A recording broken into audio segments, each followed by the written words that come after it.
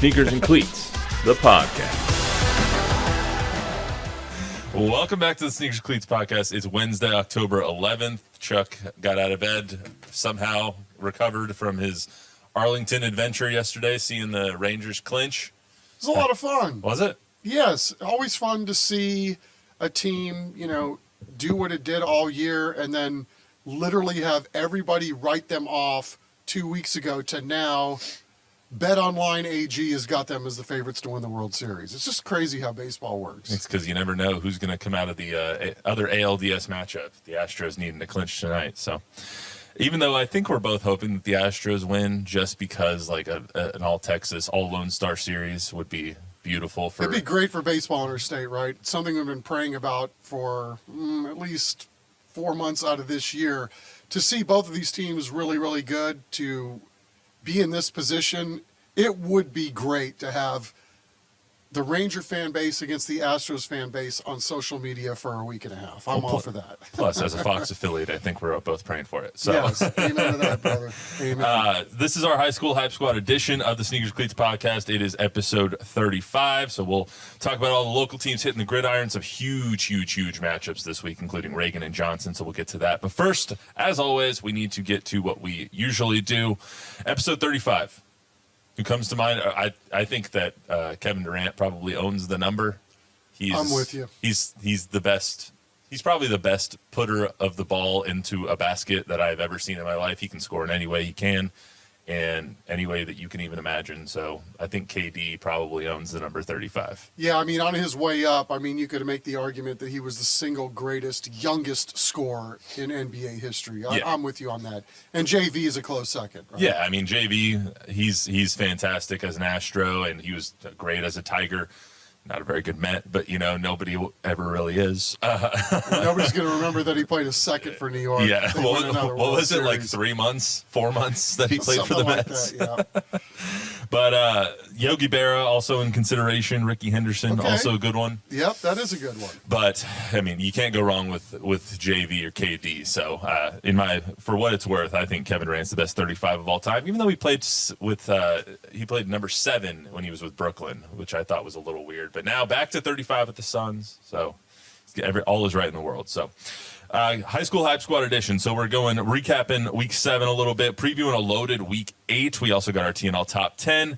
We got a sub-TNL Top 10, 1A through 4A. We're going to preview our TNL matchup, which is Judson against Clemens this week. So got a good one there. We're also going to talk about a little bit of the San Antonio Sports All-Star Game, who the rosters have now come out. So as we go through teams, we'll talk about their All-Stars a little bit as we go through. So let's recap Week 7. I have Week 6 down here, but it's Week 7 to start off. Steel versus New Braunfels we had on TNL last week. A relatively low-scoring second half, actually a zero-scoring second half. Both teams it was kind of a tale of two halves for both of them. Offense is clicking in the first half, defense is clicking in the second half. Did Steel impress you more, or did New Braunfels impress you more of how they kind of battled back against one of the top teams in our district? I was impressed by both teams. I didn't know, and I don't think we knew, and I don't know that we ever looked into it, if Leighton Adams was hurt in the second half of that ball game, because I really felt like he threw the ball well when he was in there. He did have a couple turnovers, but you are going up against Steel. Steel did impress me. Their D-line, to me, better than advertised. We talked ad nauseum about how great their 3 wide receivers are. Their quarterback is more than a game manager. He played well. And I think their offensive line really did a good job protecting everybody. And then the Hatton kid at running back, that's a lot of weaponry that these guys have. Yeah, that was the first time I've watched them all year, obviously, start to finish. And really impressed with Steel overall, despite the fact that I think they got into game management mode a little bit in the second half, just to, hey, we got this win, let's get out of here and get to the next. I think Coach Steins he told me at halftime that he was needing to see more out of his defense in the second half, and they have 2 Vanderbilt commits on that defense. They're stacked all over. I think they were playing a little lackadaisical in the first half, and Leighton Adams and the New Braunfels and the Unicorns offense kind of took advantage of that. Second half, though, that defense was firing on all cylinders. They were turning the ball over, or getting turnovers, getting sacks. They were all over Layton in that second half, and they weren't really allowing anything on the ground either, which is kind of where they were getting gashed. So they really stepped it up, even though Chad Warner and that offense kind of took a back seat, and I think a little bit were chalking it up as a win in the second half, got a little complacent. They're a very, very impressive team, and they should be probably running through the district until they get to Judson in a couple of weeks. Right. And I mean, again, New Braunfels, you look at their record and everybody's going to go, oh, it's a down year for them. I mean, no, they're really good too. They just had a really hard schedule and just have come up short in in every one of their ball games. Yeah. And New Braunfels has a lot of great players. They have a lot of all-stars. I was beating the table for another kid to make the all-star. I was beating the table for Layton Adams, but I didn't end up winning that argument. But they have a lot of good players on that team, and Coach does a great job over there. So it was a really fun game last week. Harlan almost got knocked off by the Soto Cats at Ferris last Friday. Harlan and Sotomayor went to double overtime. 44-38 is the final there. Harlan and their 3 all-stars that they have facing the second-year program in Sotomayor, barely pulling out at Ferris. It was a hell of a game. Yeah, I mean, you have to like what these Northwest League teams are doing, right? I mean, it's just like when you think, okay, Sotomayor has outkicked its coverage most of the year. They finally come back to earth. Then they show that they can run with the big boys in the league. I mean, it just seems like there's so many of these parts of town where you literally are not going to get a cakewalk at all at any point during the course of your district schedule, right? I mean, whether you're talking about what Steele and New Braunfels have to go through every week, or any, the Brennans, the Harlans of the world, there's always, Reagan Johnson, you can go right down the list. Just always a fist fight, and I'm sorry that I missed that game. It's hard. It was really good. It's hard to go undefeated. Like, I don't think people realize how difficult it is to not lose a game. Like, Harlan has been the top team in that division district, all season long outside of Jay, and they beat Brennan. They've been running through everybody else. We've been kind of waiting for them not to slip up, but to have one of those close, hard-fought games outside of the Brennan game. And Soto just doesn't care who you are. They're going to come and punch you in the mouth no matter what under Juan Morales. So seeing Harlan win that kind of game and come into now this week, I believe they play Holmes this week before they go, and they play an undefeated John Jay team who's on a bye. It kind of shows you like what Harlan is all about, especially this season when they're having their best season at the districts or at the 6A level. Right, and then you're going to play Holmes. At least you're going to be in a fight there. I mean, they're going to fight you, so it is every single week. And then again, you're talking about high school players growing up in the program. And so how do they handle it, not only physically, but mentally when you go into these games? Exactly. And I think we feel like we say this every week, but hats off to Juan Morales and his team over there. Yeah. I mean, playing Harlan, who is the best team in that division, in that district, in my opinion, playing them to basically a standstill. And I was at the game filming, as I say to Don, or shooting, as Don says, that game at the beginning, and they came out and knocked him out right at the beginning. It was Jaden Gutierrez on like a 53-yard run, and then Noah Ferris comes back over the top, and then Soto comes right back, scores again, and goes up 17-7. I mean, it was from the very beginning, Soto was coming to play. And so that was a heck of a matchup last week in Ferris, and I'm looking forward to seeing next week. Our game of the week is probably going to be that Jay Harlan matchup, and that's going to be one for the ages. Indeed it is. I mean, I know we talked about this last week, but I mean, is John Jay the biggest high school story in the area this year? They have to be. I think there's no question that them being 7-0 kind of takes everybody by a little bit of surprise. Right. I mean, it's just what a fantastic year, and it's not just the Gutierrez kid at quarterback either. They got some dogs. They do, or some Mustangs. That.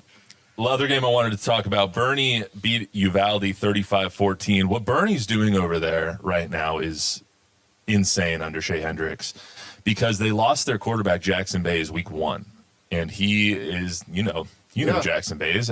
He's the all-everything guy. He's the all-American kid who's coming out. He's the senior that seems like he's had 5 redshirt years. Exactly. Yes. He's the Frank Harris of Bernie. Right. And so to have a freshman quarterback, Hank Hendricks, come in, and they lost that first game when they lost Jackson, and then reel off 5 in a row.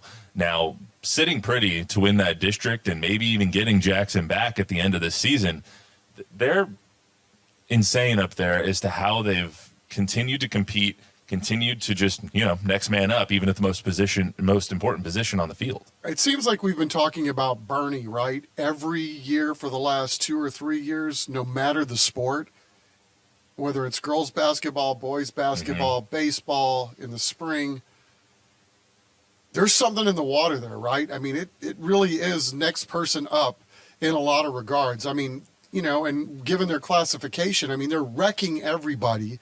So you would think, at least from the outside, that they would be able to overcome even the injury to their quarterback, but to do it as quickly as they did with a freshman, that says a lot about what Coach Hendricks has been able to do to pivot with the young man that is his core. I'm assuming it's his son, right? Yeah, I believe Hank Hendricks, Hendricks. I think that is his son.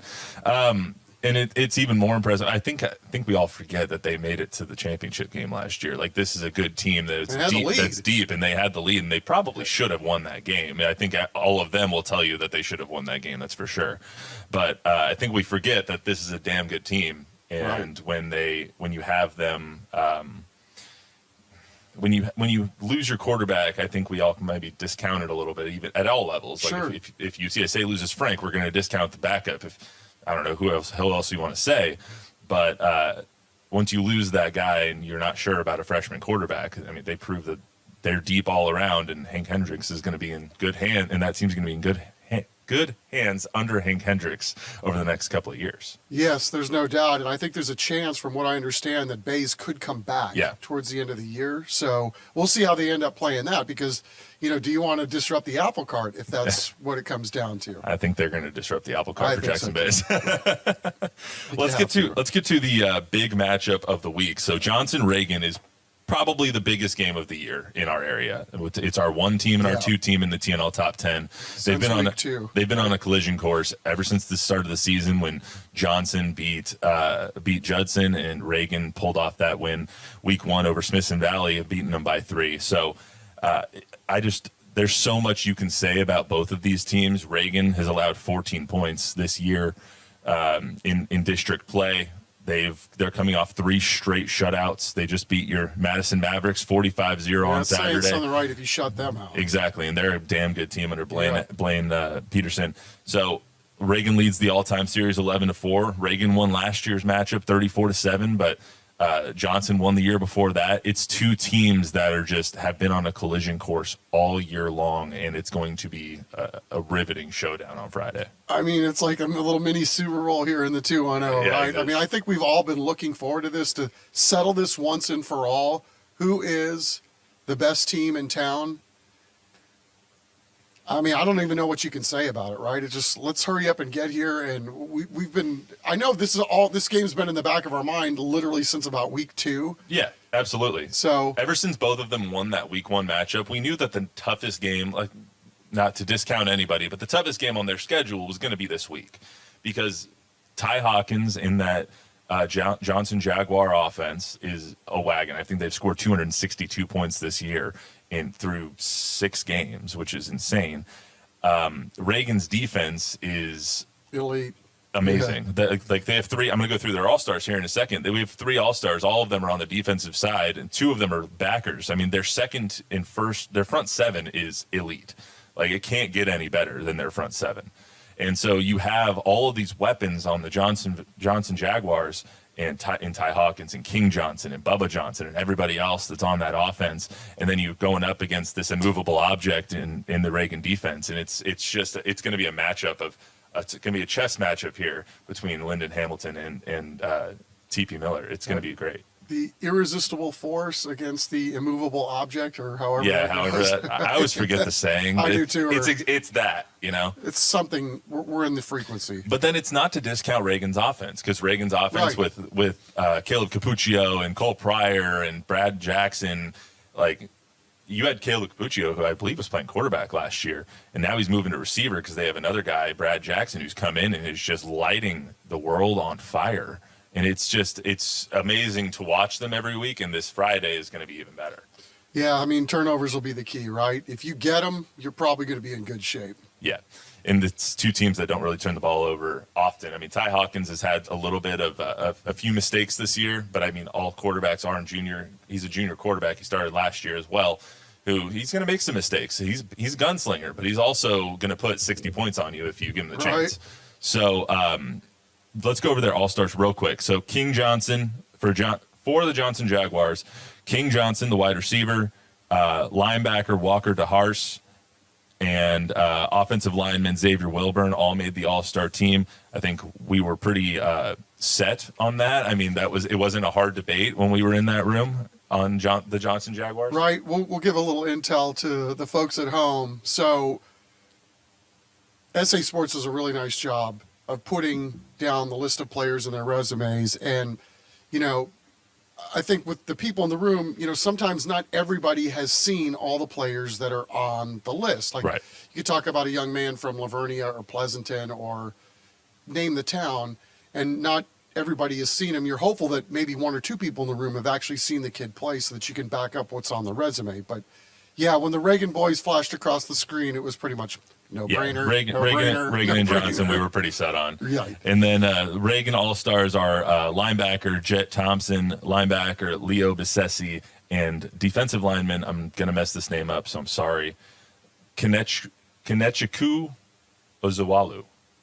Kanechikuwu. Yeah, that. Ozawala. So Ozawalu. I'm sure he has a nickname that they call him by, but I don't know it. So I'm sorry to the Ozawalus and their family. But I feel like these 6 decisions that we made on these players between us and the rest of the committee, they were pretty unanimous. Like these are all guys that and you'll hear from TP Miller here in a second about his guys at least, that there were dudes that there was no question about their character, about what they represent to their communities, about what they represent to their football team, about how they hold themselves, how they carry themselves, their prospects after school. Like they checked all the boxes. Right. And then you add to the fact that, I mean, if you're playing in the league that they're playing in and you literally have a non-conference league schedule or a non-conference schedule that looks like theirs, I mean, that means something. These guys have put skins on the wall against some really, really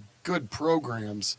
And so, you know, when you're going through the vetting process of, you know, if it's this guy or this guy, and, you know, you've played a league and then, or a schedule like these guys have played and then stood up and then delivered, stayed healthy, done all those things. I mean, it's hard to keep them off. Yeah. So congratulations to those 6 guys. We did something a little bit different this week. Usually I'll do some interviews with Coach Soto and the 2 coaches that are on our TNL matchup. Jared Johnston. Yeah, thank you. His name was escaping me. Usually I'll interview those guys for the podcast today and give them a little bit more highlight. But this week, because that Johnson and Reagan matchup was so large, I reached out to both Lyndon Hamilton and TP Miller to see if we can get interviews with them. Hamilton was a little too busy, but I was able to talk to TP Miller a little earlier today. He gave great insight as to how they're preparing for this game, the 3 guys that he nominated, you know, all that stuff. So let's hear that real quick, and then we'll come right back. Coach, you guys are just a couple of days away from a big district matchup. How's everything looking today so far? And the guys have been practicing hard. They're locked in, laser focused. Been telling them just enjoy the moment, enjoy the opportunities that's presented themselves, because they put themselves in a great opportunity to take on a good Reagan team. So practice has been going well. Awesome. Yeah, you guys had a little bit of a pour down this morning. How did everybody slipping and sliding out there? Are they remaining upright at least? Man, everybody was remaining upright, staying off the ground. It was good to see quarterbacks still spinning the ball in the rain and receivers catching it, and you know, special teams as well. But it was fun. The guys were, you know, it's like being a kid playing in the rain. So they were having some fun this morning. Coach, when you have such a huge, basically de facto title game for you guys, when you're both undefeated, both coming in, and it's being heralded as kind of the game of the year in our area, how do you handle that pressure, or does it bring pressure along with it at all? I mean, we try to put our student athletes in certain situations and practices where we apply pressure in practice so it comes second nature to them. Whenever they're in a game and they default back to their training, And so we also train our athletes and coaches as well, taking one game at a time and to control our thoughts, because that's something that we can control. That is something that we can have self-control of. So as much as this is a big game because it's the next game, we harp on our student athletes, man, just take it one game at a time, treat this game and treat it like no other, and keep everything the same routine, same everything that we've been doing since several weeks when we started playing ball in the fall. Is it hard not to look ahead? Because I know you guys want to go 1-0 each week, and you want to get 2% better every day. Is it hard not to look ahead on the schedule because you know kind of what's coming? No, as a coach, we have to look ahead. We have to look ahead, and we have to plan ahead and lay out the weeks. Just as a team, we set our short-term goals and long-term goals, and we understand that in order to reach those short-term and long-term goals, we have to take it 1 week at a time. And so, as a coach, us looking ahead, I would be lying to you if I said I didn't look ahead. We know how big this game is in regards to, as coaches, in regards to seeding, playoff seeding, and all that good stuff. But at the same time, the Johnson Jaguars, they're not going to turn their cheek against any opponent, and that's a true testament to our student athletes and to our coaching staff. Last year, in your first year there as head coach of Johnson, you guys ended up losing this game. I think it was 34-17. Does it give you any extra motivation? I know you don't need any extra motivation for this matchup, but does it give you any extra as you come in trying to get a little bit of revenge, as well as Reagan having the edge 11-4 all time over you guys? I think I wouldn't say revenge. I think just learning from previous mistakes, learning from it and not forgetting it. Because there's mistakes that happen in ball games from coaches' ownership to student athletes' ownership, and putting our student athletes in the best possible situation to take on a team like Reagan, or to take on a team like Madison or Marshall or Lee or Clark or Brandeis, whoever it is, and learning from those mistakes, because we played those same teams last year as well. So we evaluate, we look at it, and we make sure that we learn from it. We don't forget our mistakes, and we grow from it. And so that's the mindset on this week with the outcome that we had last year. Coach, I don't want you to reveal any trade secrets here, but defensively, as you going against Reagan, they are loaded. They got, the quarterback, Brad Jackson, everybody they have, Caleb Capuccio running wild, Cole Pryor going crazy. How are you guys trying to stop their offense, which is shutting out teams and putting up big numbers? Right. There's no secret, man. Yes, for one, just gonna laugh, but tackle man with football, right? Our strength as a Jaguar defense is running the ball. We run the ball well. We have to run the ball, get off blocks, defeat blocks, and we have to play our style of football, which is running around with our hairs on fire. If one guy misses a tackle, we have three other hats there. That is our strength. That's how we play games. The games are won by having relentless effort. Common theme that we preach to our student athletes here is, effort makes up for mistakes, and it does. We wholeheartedly believe that, and we have displayed a lot of film to our student athletes where they have 100% belief in not only each other but the coaches as well, and the coaches believe in the student athletes in regards to that pillar in our program.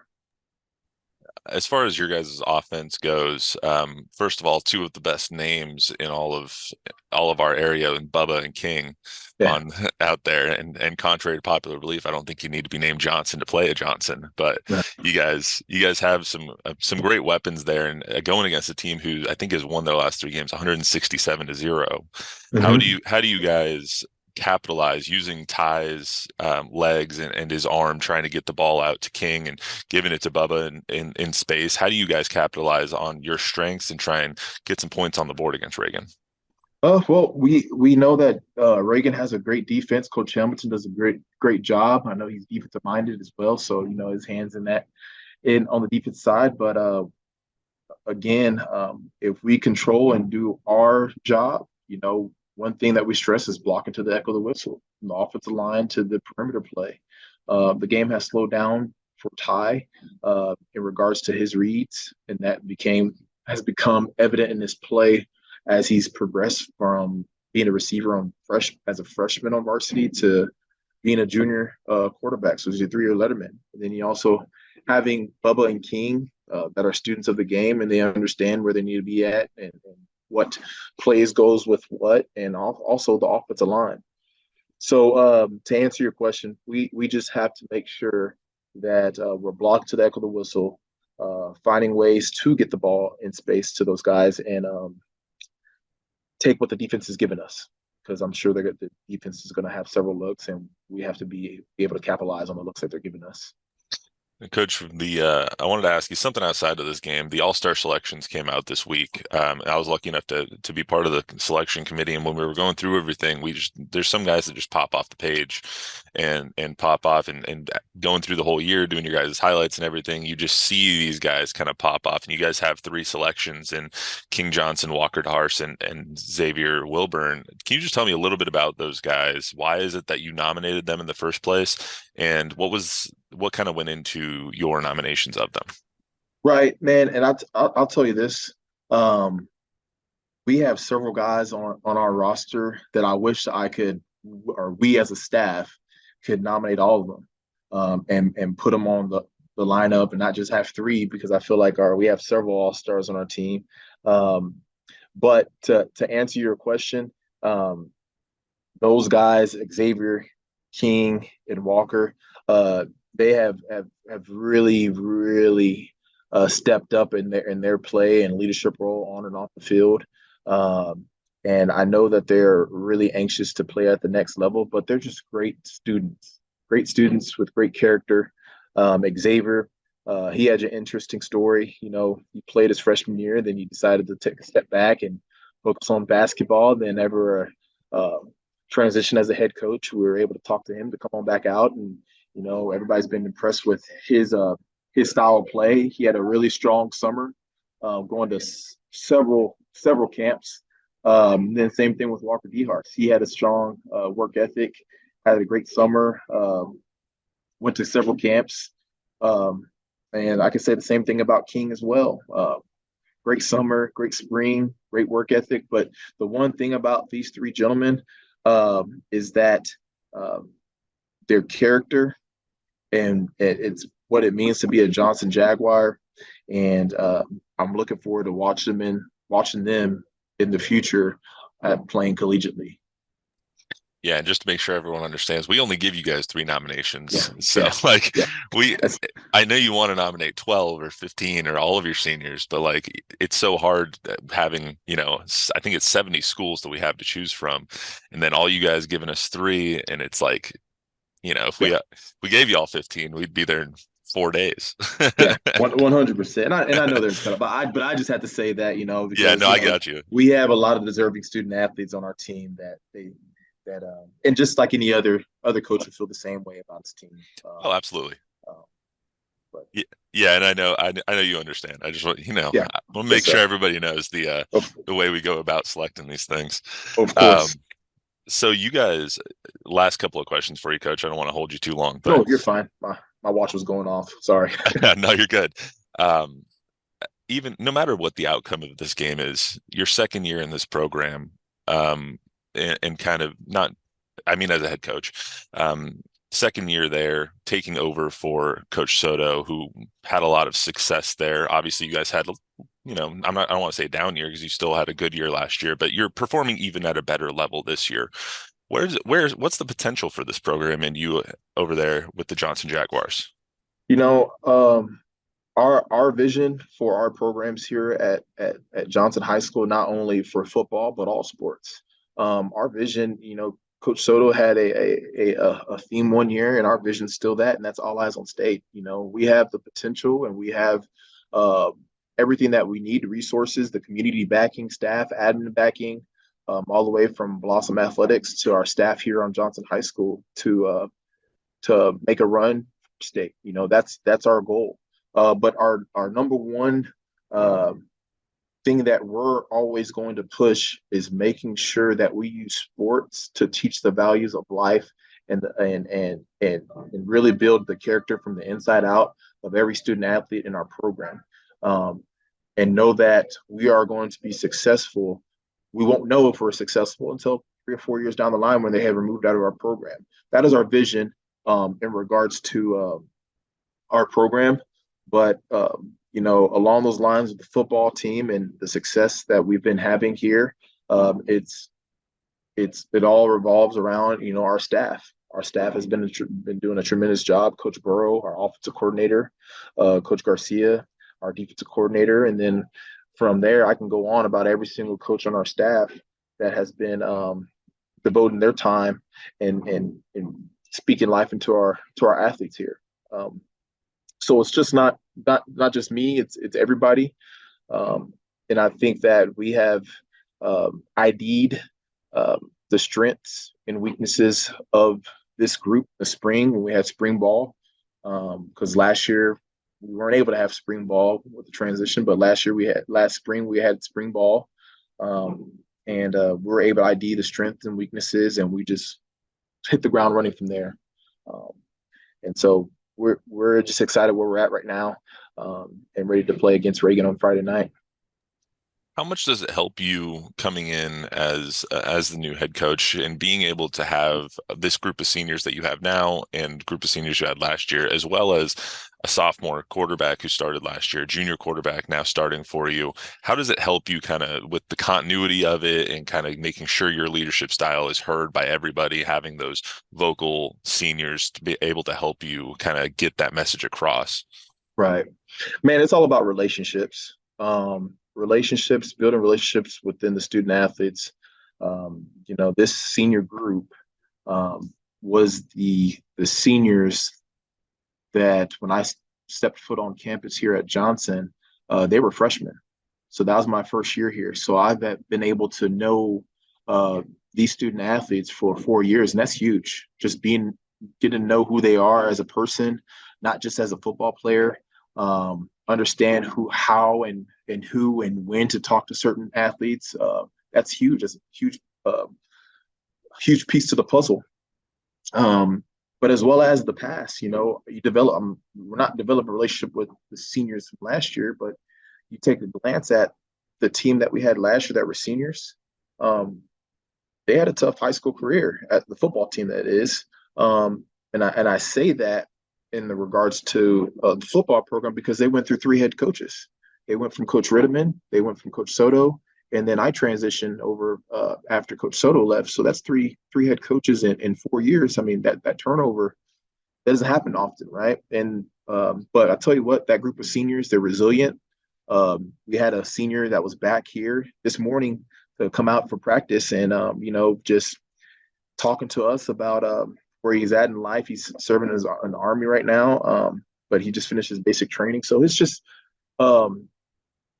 seeing the student athletes and where they're at in regards to this year, 4 years, and building that, family style team. Coach, last question for you. If at, let's say, 10:30 on Friday at Heroes, you guys are walking off the field victorious and you hear the bell go off and you have more points on the board than the other team, what's the top 2 things you'll be attributing that win to? Student athletes and our coaching staff.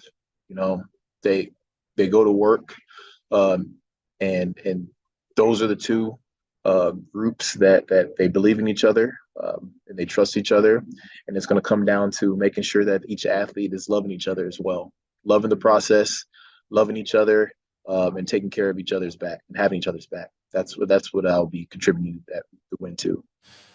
I can't wait for Friday. Friday. We got to get through the rest of the week first, but Friday is going to be great. Yes. Let's go to our TNL Top 10. We're not going to spend too much time on Reagan or Johnson because we just talked about them for 10 minutes. So we're going to skip through 1 and 2, which are Reagan and Johnson in that order, both 6-0, both 4-0 in district. One of them is going to be getting a loss on Friday. Is there any ties in high school football? Do they ever do a tie? I think you just go in overtime until you get it done, right? I don't know. You ambushed me on that one. I don't know. I just don't know the rule. Is there such a thing as 10 rounds? I mean, I don't know that they would let it go that deep. 10 overtimes. There are some rules about, if a game is delayed, they don't let it start till a certain time. So yeah, or you can't go I would too imagine long. that you're not going to play in perperpetuity. They're going to play Not with high school kids. until someone doesn't walk off the That's just field. a guess, right? Well, hopefully, ties are so unsatisfying anyway. So there will be a winner, and it will be a great game, as we've discussed. So number 3, Steele. They don't move on this list. They're still number 3. They're 5-1 overall, 1-0 in district. They defeated New Braunfels last week. Jalen Cooper caught his 12th touchdown of the season, which leads all of our area teams this past week. So good job for the junior Jalen Cooper. Their next game is going to be against San Marcos, 7:30 p.m. on TNL, or excuse me, not on TNL, on Friday at Lenhoff. Congratulations real quick to the Steele All-Stars. They have all linemen, as you would imagine at a school like Steele. They're going to give you some D-line and O-line that got some skins on the wall, as you like to say there, Chuck. Right. So Abden Mata, he's got a couple of D2 offers, one of them from Colorado Mesa. And as a Fort Lewis alum, I got to tell everybody, don't go to Colorado Mesa, guys. You don't want to be in Grand Junction. You don't want to play against Fort Lewis. It's okay. You don't have to go there. They also have offensive lineman Devin Nixon, several D3 offers for him, and then D lineman Jacob King also making the All-Star team. He'll probably be all district this year, so all very deserving from them. We've talked about Harlan a little bit. They're 7-0 now, 5-0 in district. They beat Sotomayor 44-38 in double overtime. Best start as a 6A program for them in the last 4 years. And not enough can be said about Coach Eddie over there and his Harlan Hawks. No question about it. I mean, I think they learned a lot about themselves, right, from that early season victory over Brennan, and I think that's really propelled them and their confidence going forward as they move through the season. Absolutely, and their all-stars are quarterback Noah Ferris. He's got some private school offers. Dude's electric. He's got a cannon for an arm.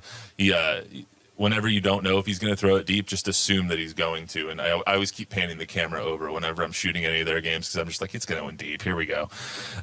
Offensive lineman Miguel Carzales Jr., he's got offers from Colorado Mesa, A&M Kingsville, and Trinity. And then their third all-star was linebacker Elijah Walton. He's committed to Army already. He's also got several FBS offers according to Coach Salas. So Harlan, obviously, one of the top teams and got three guys into our all-star game. So. Yeah, I think Elijah was the best kid we saw all year, right? Yeah, absolutely. On TNL. He's so good. Yeah. He's just like, when you don't know, did you see that clip this week? You might not have seen it from the Cowboys and 49ers game where Fred Warner, he covers the mesh, and then he stops the pass from going, and then he jumps up so Dak can't get the throw off, and then he sacks Dak. That's what Elijah looks like. He's just an all-everything guy. Yes. He just sticks off the screen. So fifth in our TNL top 10 is Smithson Valley. They're 5-1, 3-0 in district right now. They defeated Kyle Lemon 42-7. Their senior receiver and future Longhorn Freddie DeBose had 5 catches, 141 yards, and a touchdown. Their next game is going to be versus MacArthur at 7 p.m. at Ranger Stadium. And real quick congratulations to their all-stars as well. They have an athlete, Jackson Duffy. Athlete is basically a guy who goes multiple positions. He's Swiss Army knife. Yeah, best player on the field pretty much. Right. So he's got some FCS interest. Number 2 for them was inside linebacker and defensive end Jackson Maynard. He's got some D3 interest as well. But you know that coach up there is always beating the drum for his guys. Right. I mean, and aptly so, because I don't think he speaks, out of one side of his mouth. He knows what pros look like. He knows what college players look like. Look at Trey Moore. Right. Or, name the guy. Yeah, right. Trayvon Merrick playing with the Raiders, and he's had a couple players that have had long careers. He's got, who's the Gibbons kid playing for the Titans, who was, a practice squad guy with them and now playing linebacker for, again, he knows what these guys look like. And Gibbons was a guy that, bounced around all over the country, went his senior year to play at Minnesota so he'd get more eyes on him, and then, again, ends up in the NFL.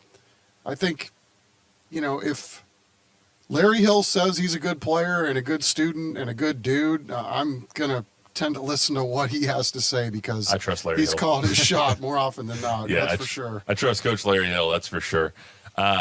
Number 6 is Alamo Heights. They're 6-0, 5-0 in district. They defeated Jefferson, who's a pretty good Jefferson team and good Jefferson offense. They shut them out last week, 50-0. Next game is a battle of undefeated teams. They play Harlandale this Friday at Harlandale Stadium. Harlandale still undefeated technically. Yeah. Because of the Veterans Memorial win that was vacated, I guess. So. Right, but I mean, even so, like, had that loss counted, I mean, again, we haven't given them enough hype for the season they had. I mean, I know everybody likes their quarterback. I know I love the linebacker. I mean, the running back's really good, too. I mean, they've got some players. We had them on TNL. Yeah, we had them on TNL. That's the game that was vacated against Veterans Memorial. They lost that game, but technically they won that game. So they're undefeated in district either way. Yeah. Actually, Harlandale is our 10th team in the TNL top 10, jumping ahead a little bit. So congratulations to them for having this great of a year so far. And this should actually be Alamo Heights' biggest test of the season, without question. So I think you're right. Yeah, I mean, they beat Amante Carter and Jeff, who's having a kind of a renaissance year. Amante Carter also an all-star this year, so congratulations to him. But Harlandale, Jacob Sacedo, as the quarterback, who you love, he really made an impression on you that first year, or that first game, huh? Yeah, likes to sling it, and he's, athletic, and he just looks the part. I think early on, maybe he was taking some chances, but, I think that's part of the evolution of playing the spot, right? Yeah, absolutely. So the Alamo Heights All-Star, they just have one. It's linebacker Will Broderick. He's got an offer from Trinity so far, so congratulations to him making the All-Star game. Let's get to John Jay. They're the 7th team in our TNL top 10. They're 7-0, 5-0 in district. They defeated Holmes last week, 53-27. They're on a bye now. This is the best start for John Jay since 2003 when they started 9-0. And their next game, off a bye, against Harlan. So it's going to be a hell of a matchup next week. Amen. Their next three after that to close out the season, Harlan, Taft, Brendan. So we're going to find out exactly who the Mustangs are in the next 3 weeks. Congratulations to their all-stars, Jackson Gutierrez. He's the coach's son. Everyone talks about him. He's probably the best quarterback, if not, he's probably a top 3 quarterback in our area, if not the best quarterback in our area. Right. He's already committed to Navy, so congratulations to him on that. And then they also have their defensive back, Diego Quinos, several D3 offers for him. The 8th team in our TNL top 10 is Bernie Champion. They are 6-0, 3-0 in district. They defeated Seguin last week, 52-19. Best start for this program since 2014 when they went 11-1 that season. Bernie Champion under Blaine Ellis is a wagon. They really kind of, in the game we had them, and I know they won some close games, and they were winning as they were going, but they're fascinating that they find ways, and I think, they were trying to find out who they were as a football team, and they found out pretty quickly that they're good, and they know that Bully's a really good player on both sides of the ball. Yeah. And I just think it's fascinating to see some of these teams that maybe you kind of had in the back of your mind at the beginning of the year, and then all of a sudden they kind of grow up before you, and you get a chance to say, hey, these guys might be pretty darn good when it's all said and done. I mean, they found a way. I think I mentioned this a couple of weeks ago. I was talking to one of the parents, and they said, yeah, we just don't think we're 5-0 good. Well, you're not 6-0 good. You're not 7-0 good. I think that's a good place to be, right? Right. We're winning. We're undefeated, but we don't really feel like we are. So you got to go out and earn it every week, and they have. And they have, absolutely. I mean, their quarterback, Jordan Ballin, is quite literally balling out. I mean, they have Gage Goldberg, they have Sawyer Bully, they got a lot of players on this team that, one, we have in the All-Star game, so they're really good and they're really talented, but two, they just don't care. They just go out and play, and if the final score has them winning, they win and they want to win. I don't mean they don't care about the game, but they don't care what people think. Right. They don't give a crap if you think that the other Bernie is better, right, or if they're the new kid on the block. They just want to go out and play football, and they go out and ball out, and they end up with more points on the scoreboard more often than not. I think that's well said. I mean, in the game we had against Canyon, Canyon looked like they had their number the entire first half. And, to rally like they did, to come back and win that game and then really flip that game some way, somehow. I sure did not see that at halftime when the bands were playing. Absolutely. So the next game they have is Wagner, 7 p.m. Friday at Rutledge. And they also have 3 All-Stars. We talked about Gage Goldberg a little bit. He's got a preferred walk-on spot to Alabama and Duke. So he's a heck of a player, the WWE Superstars' son, Gage Goldberg, but he's making a name for himself, not just as Goldberg's son, but as a hell of a football player. Yeah, and I think the coaching staff too, made it abundantly clear that, they're giving Gage Goldberg a lot as a staff, and obviously the kid has earned everything that he's ever gotten getting on the field, but that Gage is in an environment at home too where it's friendly to football. I mean, the old man was a hell of a football player. Yeah, so, he's a hell of a dude too. So. Amen. So I mean, again, there's none of this. You would think it's going to be all this bravado and brashness, and it's really not. It's just good old down home Texas family. And Texas football family at that. Yep. They also have a couple other All-Stars. Sawyer Boley, who was our TNL player of the game when we had him that week up in Bernie. He's got a couple offers from SDSU, San Diego State, and BYU. So he's going to be in our All-Star game as well. And then they also have guard Kieran Garris. Excuse me if I pronounced that wrong. He's got some D3 interest as well. So our 9th team is set from Southside. 6-1, 5-0 in district. They defeated Laredo Figueroa 42-7 last week.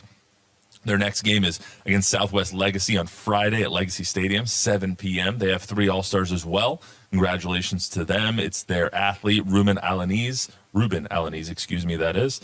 Coach says he's the best player on the team, so when Coach says that about a team like Southside, we can't really ignore them as they're on their 6-game win streak right now. So they also have wide receiver Jeremy Auberjon.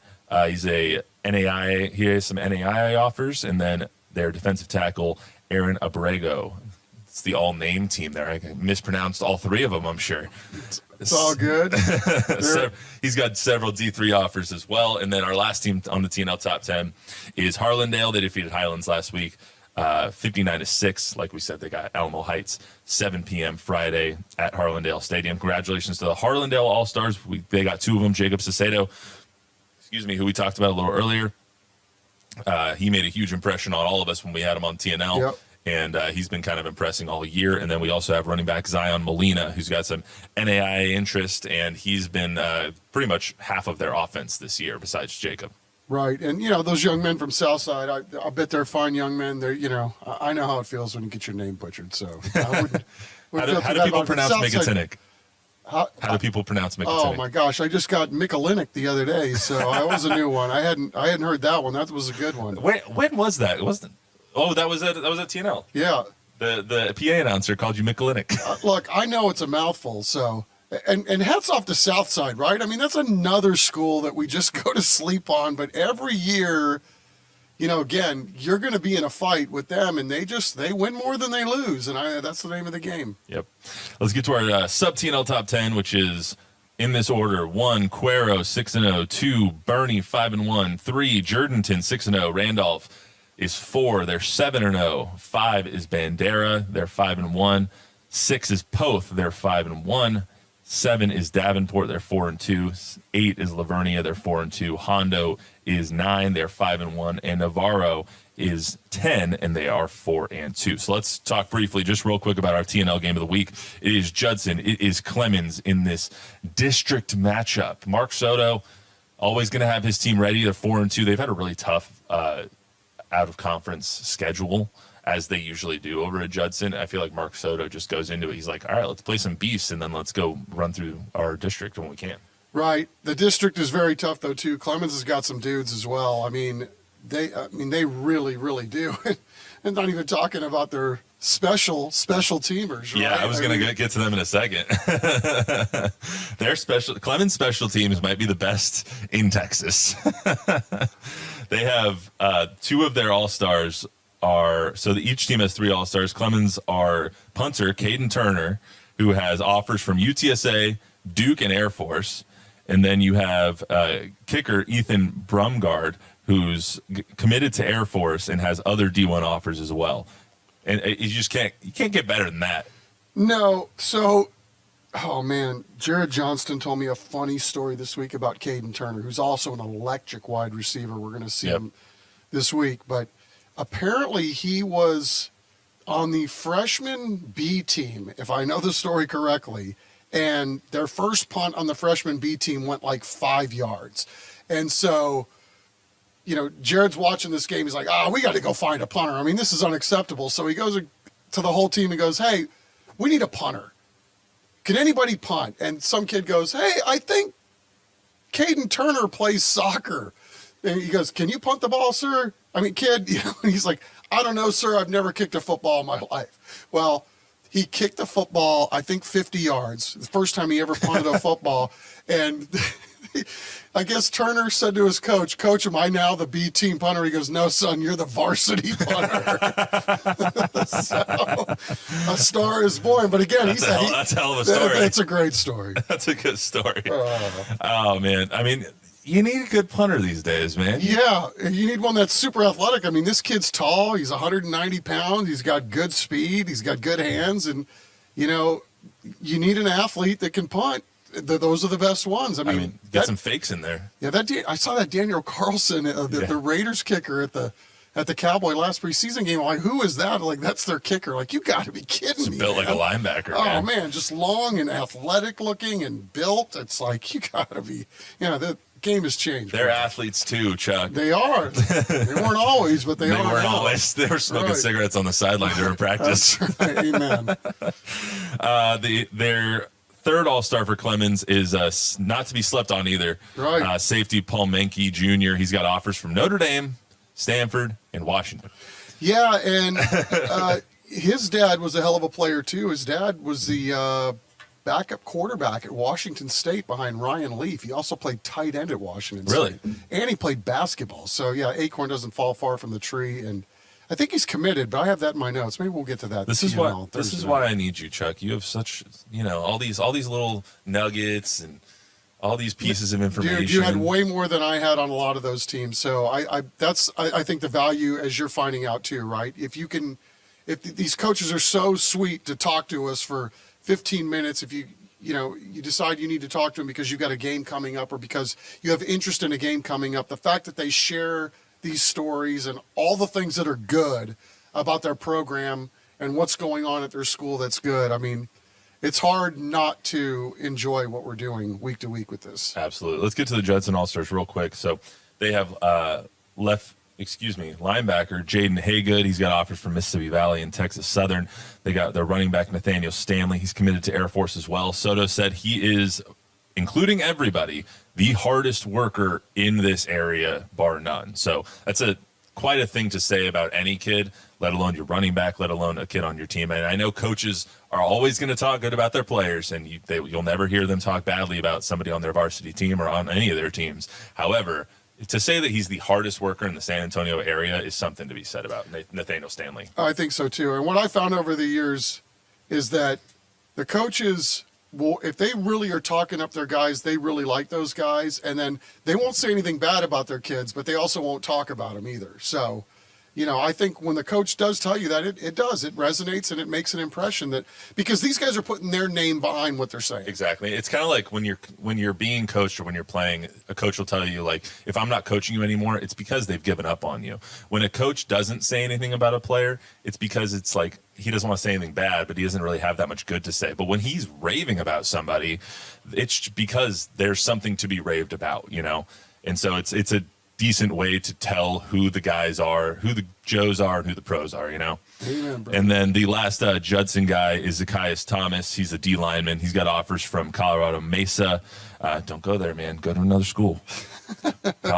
We don't need any more guys at Colorado Mesa. Okay, look, I'm just kidding. Go anywhere you can. Right, go somewhere that wants you because, man, this transfer portal thing. I mean, we're hearing stories week after week, right? That the colleges now are going to vet the portal first before they offer the high school kids. So these high school kids are really behind the eight ball.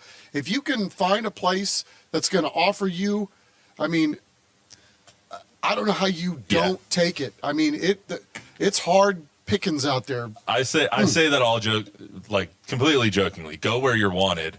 I only say that because I went to Fort Lewis and their arrival in Colorado Mesa's a rival of ours. Not really a rival, like. They beat our ass all the time, so it's only a rival. Yes, it's only a rival in name.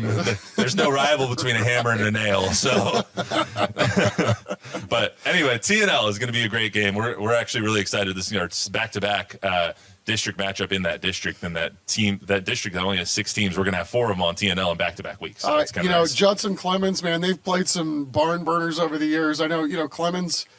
Felt like they had them last year. They felt like they had an onside kick. They were down 7 late, and things didn't quite go their way. So, I mean, you just never know what's going to happen in this game because both of these teams have studs everywhere. Yeah, and when you're getting Coach Johnson against Coach Soto, it's going to be a good matchup. So, amen. I think that's all we got for you.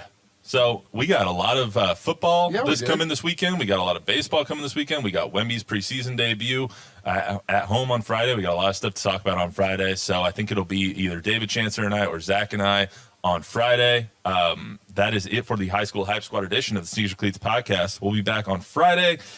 Quick reminder, you can get this podcast wherever you get your podcasts and on YouTube. The YouTube version has some video elements. You'll be able to see Coach TP Miller and all that along the way. Please download, subscribe, rate, review, unsubscribe, resubscribe, re-rate, re-review, give us a 5-star rating, give some feedback. Feedback is a gift. We will see you right back here at this very table on Friday on the Sneakers Cleats podcast.